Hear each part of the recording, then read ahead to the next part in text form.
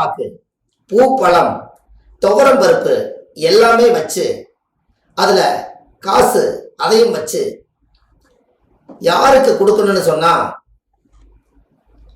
6 விரல் உள்ளவர்களுக்கு தானமா கொடுத்தீங்கன்னா கடன் அன்றோடு நிவர்த்தியாகும்.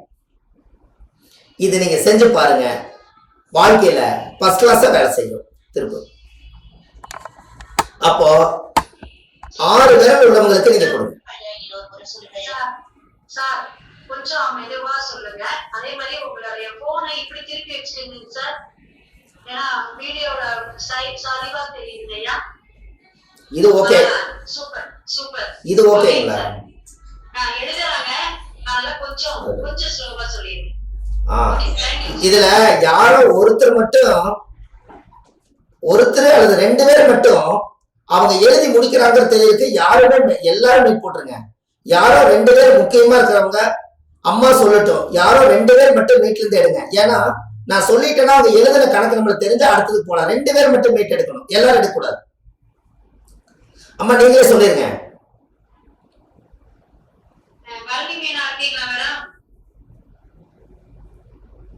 மீனாட்சி தேவி, விஜயகுமாரி சொல்லுங்க. அவ்வளவுதான். ஏதோ ஒரு அறிகுறி தெரிஞ்சதை நம்ம அடுத்த பரிகாரத்துக்கு போக முடியும். வீட்டுல அமைதியா இருக்கணும். டிவி சீரியல் அதெல்லாம் போடக்கூடாது. வேற ஏதாவது சார் இருந்தாலும் நாங்க என்ன சார் நேம் தான் யாருக்கும் தெரியல, எடுக்கலாம். யாராவது கொடுத்துருவாங்க. சிவாயனமா சார், நீங்க அடுத்த வருஷம் ஓகே. சிவாயனமா அம்மா, நீ சவுண்ட் இல்லாம ஃபேமிலியில சவுண்ட் இல்லாதவங்க செஞ்சுக்கீங்க. சிவாயனமா அம்மா, நீங்க கூட யாரோ ஒருத்தர் மட்டும் பேசிட்டு வாங்கம்மா. நான் சொல்றதெல்லாம் கண்டிப்பா நீங்க சரி அப்படிங்கிறது, எழுதியாச்சுங்கிறது, ஓகேங்கிறதும் நீங்க சொல்லுங்க. அப்பதான் அடுத்துக்கு போக முடியும். இப்போ அம்மா, நீங்க இப்ப இந்த கடன் பரிகாரம் எழுதிட்டீங்களா எல்லாருமே? இன்னும் ஒரு முறை சொல்றேன். ஓகே. அதாவது கடன் பரிகாரம் என்னன்னா, செவ்வாய்க்கிழமை அன்னைக்கு செவ்வாயுடைய ஓரையில அதிகாலையில சிவப்பு வேஷ்டி துண்டு, வெத்தலைப்பாக்கு, துவரம் பருப்பு, பூப்பழம் எல்லாம் வச்சு 6 விரல் யாருக்கு இருக்குதோ அவங்களுக்கு கொண்டு போய் செவ்வாய்க்கிழமைக்கு முதலே சொல்லி வச்சு அவங்களுக்கு ஒரு சாந்தப்படுத்தி இது தானமா கொடுத்துட்டு இன்னையோட என்னோட கடன் நிவர்த்தி ஆகட்டுன்னு மனசு நினைச்சிட்டு அவங்களுக்கு ஒரு தட்சணை வச்சு அவங்களை திருப்தியா சாப்பாடும் கொடுத்து அவங்க மனசார அந்த தட்டை வாங்கிட்டாங்கன்னா உங்களுடைய கடன் குறைய ஆரம்பிச்சிடும். அதுல இருந்து உங்க தோஷம் விலகி. அது ஏன் கடன் சொல்லுங்க சார்? 6 விரல் உள்ளவங்களுக்கு ஏன் நான் கடன் சொன்னேன்? 6ஆம் இடம் என்பது கடன். 6ஆம் இடம் என்பது கடன். அப்போ 6ஆம் பாவத்தை இயக்கினால் நம்மளுக்கு இந்த தோஷ நிவர்த்தி ஆகும். அப்போ அதுல எத்தனையோ லட்சத்துல ஒருத்தர், 1000த்துல ஒருத்தர் தான் 6 விரல் உள்ளவங்க இருப்பாங்க. அவங்க 6 விரல் உள்ளவங்க அவங்க கை நீட்டி நம்மளுடைய பிரச்சனை வாங்கிட்டாங்கன்னா அன்னையில இருந்து உங்களுக்கு கடன் நிவர்த்தி ஆகிறதுக்கு வழி பிறக்கும். அம்மா இப்ப சரியா? Very good. இந்த இல்ல 6 விரல் உள்ளவங்களுக்கு தான் பாசிட்டிவா வேலை செய்யும். அது நம்ம தெரிஞ்சு பார்த்து யாரு இருக்கிறாங்கன்னு கேட்டு வச்சுதான் அதை நம்ம செய்யணும். அதுக்கு அடுத்தது நம்மளால 6 விரல் உள்ளவங்க கிடைக்கலன்னா ஐயா கேட்டது கரெக்டு. புல்லாங்குழல்ல நாட்டு சர்க்கரையை போட்டு மலையடிவாரத்துல கொண்டுட்டு போய் கால் மிதிபடாத இடத்துல கொண்டு போய் புதைச்சு வச்சுட்டீங்கன்னா அதுக்கு மேல 6 மண் விளக்கு தீபம் ஏற்றி 1 கிலோ கரும்பு சர்க்கரை அது மேல போட்டு வந்துட்டீங்கன்னா உடனே அப்படியே எறும்புகள் எல்லாம் அப்படியே வருவாங்க. ஆஹா, நம்மளுக்கு இன்னைக்கு யாரோ ஒருத்தர் நம்ம இறதேட போலான்ட்டு இருந்தோம், இந்த இடத்துல இத்தனை தீனியை நம்மளுக்கு கொடுத்துருக்காங்க, ஏதோ ஒரு மகராச ஏதோ ஒரு பிரச்சனைக்காக கொடுத்துருக்கிறாரு, அவர் பிரச்சனை இன்னையோட போகட்டுன்னு 1000 எறும்புகள், லட்சக்கணக்கான எறும்புகள் எல்லாம் வாழ்த்தி அந்த அந்த புல்லாங்குழலுக்குள்ள புகுந்து எல்லா தீனியும் எடுத்து சாப்பிட்டுட்டு வாயில்லாத ஜீவன் வாழ்த்தும் போது உங்க கடன் அடியோட அந்தோட அத்து போயிடும். இது புல்லாங்குழல் பரிகாரம். இதையும் எழுதி வச்சுக்கோங்க, சிறப்பா இருக்கும்.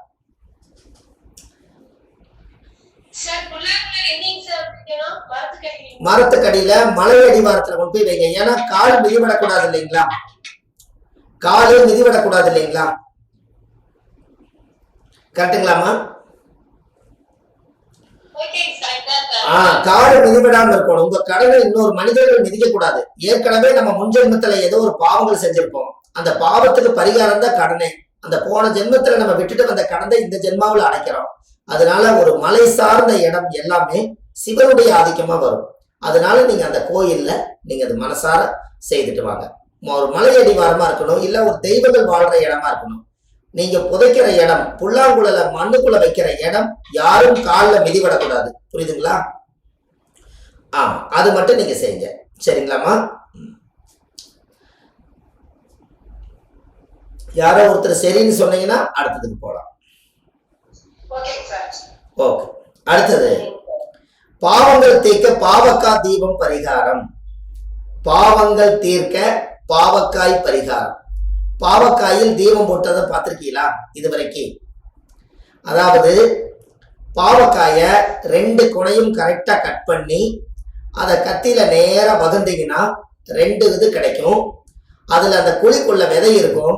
அதை எல்லாத்தையும் வலிச்சு தோண்டிட்டு நல்லெண்ணெய் ஊத்தி திரிய படுக்க வச்ச மாதிரி எடுத்து அழகா தீபம் 2 தீபம் போட்டு கால பைரவருக்கு கொண்டு போய், இன்னையோட எங்களை பிடிச்ச முன்ஜென்மத்தினுடைய பாவங்களும் இந்த ஜென்மத்தினுடைய பாவங்களும் இன்றோடு நிவர்த்தி ஆகட்டுன்னு சொல்லி கால பைரவர் கொண்டு போய் வச்சுட்டு வாங்க.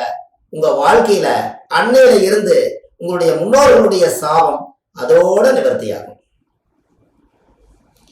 அம்மா புரியுதா?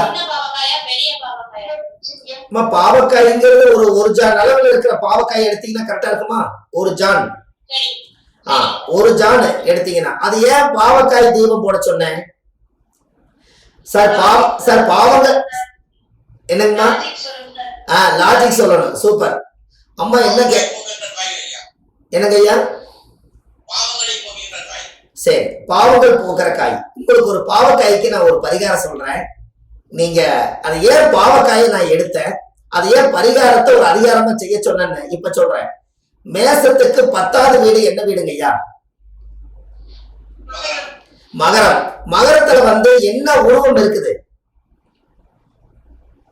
சார்? ராசி மகர ராசி. என்ன உருவம் இருக்கு? மேச. சிம்மம்னா சிங்கம் இருக்குது.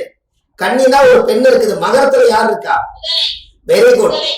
அவங்களுக்கு ஒரு நன்றி சொல்லுங்க. முதலில் கரெக்டா சொல்லிட்டாங்க. முதலையோட தோல் எப்படி இருக்கும்?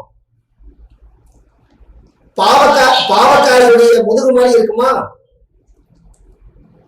பாவக்காயுடைய தோல் அப்படித்தானமா இருக்குது. Very good. அப்போ 10ஆம் படம் தானே ஒருத்தருக்கு என்னங்கம்மா?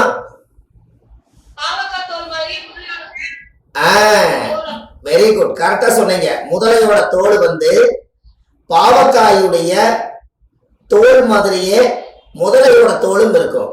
அப்ப காலச்சக்கரத்துக்கு 10ஆம் இடம் என்பது கர்மம்.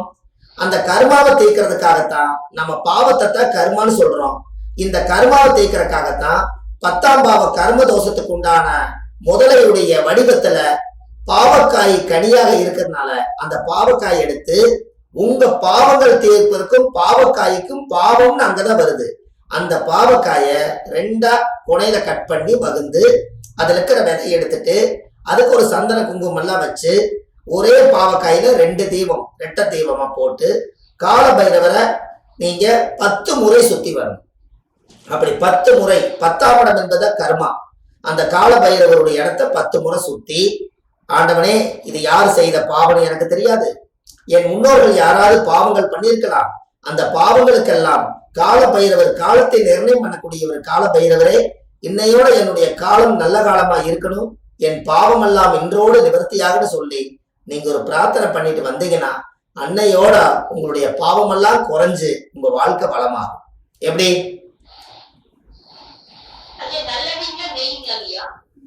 அம்மா நல்லெண்ணெய் போடுங்க. ஏன்னா அது யாரோட வீடு? சனி எல்லா. அப்ப எள்ளுன்னா எள்ளு தெய்வம், எள்ளு ஆட்டினா நல்லது தானே.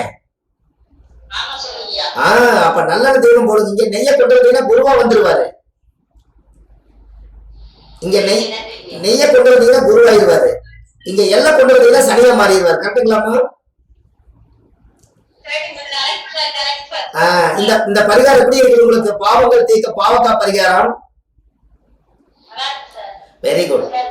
ஆ ஆ Excellent, sir. ஆ ஏன்னா நீங்க ராமேஸ்வரத்துல போய் பார்த்தீங்கன்னா பச்சரிசி, காய்கறி, வேட்டி துண்டு எல்லாம் வச்சு பிராமணருக்கு தானம் கொடுப்பாங்க. அப்ப என்ன கொடுப்பாங்க தெரியுங்களா? பாவக்காயும் ஒரு காய்கறியில கொடுப்பாங்க. அப்ப நம்மளோட பாவம் எல்லாம் நம்மளை அறியாமையே அவர் வாங்குறாரு. அந்த கர்மாவை வாங்குறதுக்கு அவர் பிறப்பெடுத்திருக்காரு. இதுல 5 காயில ஒரு பாவக்காய் அங்கதான் வருது. கரெக்டுங்களாமா? Yes, sir. Nothing, sir. Nothing, sir. ஆ இப்ப பாருங்க, பாவக்காய் கசப்புங்கிறோம். நம்ம நம்ம கசப்பா இருக்கிறதான் நம்ம கொண்டு போய் ராமேஸ்வரத்துல கொண்டு போய் கர்மங்க. அப்ப இனிமேல் யாருக்கு நீங்க தானம் கொடுக்கறதா இருந்தாலும் நீங்க ராமேஸ்வரத்துக்கு போனீங்கன்னா பச்சரிசி, காய்கறி, வேட்டி துண்டு வாங்கினா 4 காய் எது வேணா வாங்குங்க. ஆனா பாவக்காய் ஒண்ணு சேர்த்துக்கிங்க. இந்த பாவம் யாரு தானம் வாங்குறாங்களோ அவங்களுக்கு போனாலும் அவங்களுக்கு பாதிக்காது. என்ன காரணம்னா கடவுள் அவங்களை வாங்குறதுக்காக வச்சிருக்காரு. நம்ம ஐயோ நம்ம கொடுத்துட்டு போய் நம்ம பாவம் அங்க போகும்னு நீங்க நினைக்காதீங்க. யாராரு என்னென்ன ஊழ்வினை செஞ்சுக்கிறோமோ அதுதான் வேலை செய்யும். இது வந்து தான பரிகாரம். கண்டிப்பா இது செய்யுங்க, நல்லா வரும். சரிங்களாமா? எல்லாரும் பாவக்காய் தெய்வ பரிகாரம் எழுதிட்டீங்களா? நல்லா இருக்கு, sir. ஆ வெரி குட். உங்களுக்கு தொழில்ல கூட்டம் வரணுமாமா? உங்களுக்கு தொழில்ல கூட்டம் வரணும் ஒரு பரிகாரம் சொல்லட்டுமா? வாங்க, sir. ஆமா, ஜாதகம் பார்க்கறதுக்கு நல்லா படிச்சு வச்சிருப்பீங்க. மக்கள் போய் நிறைய பேர் சொல்லி நிறைய உங்களுக்கு ஜாதகம் பார்க்கறதுக்கு கூட்டம் வரணும்னா ஒரு பரிகாரம் சொல்றேன், எழுதிக்கிங்க. அந்த பரிகாரம் நல்ல வேலை செய்யும். அதாவது அந்த பரிகாரம் என்ன பரிகாரம் அப்படின்னா,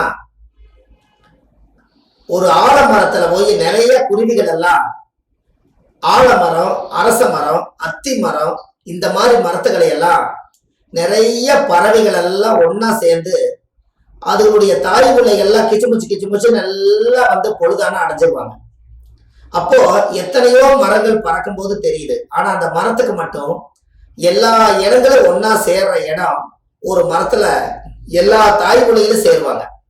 உங்களுக்கு தெரியும் இல்லையா? அந்த மரம் எங்கேயாவது பாத்தீங்கன்னா ஒரு கிச்சுமுச்சுன்னு குருவிகளை கத்துமல்லமா? அந்த மரத்துல உங்களுடைய திதி என்ன திதியோ அந்த திதி அன்னைக்கு போய் ஒரு கிழக்க